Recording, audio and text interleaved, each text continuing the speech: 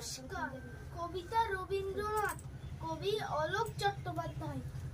বাবার আছে বইয়ের পাহাড়, মায়ের শুধু গান, দিদির আছে নাচের নাটক, আবৃত্তিতেও টান।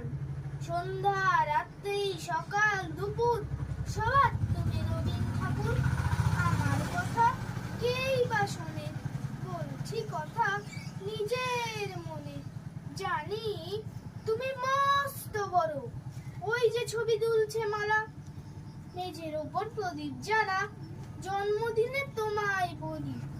ওই যে আমার বইয়ের থলি, ওরই মধ্যে সহজ পাঠ, পড়েছি তার 4টি ছড়া, স্কুলেতে দেয় যেমন পড়া। ছড়ার মধ্যে সেই যে লেখা, হারিয়ে পাওয়া আলোটি, নাচাই ডালে ফিরে ফিরে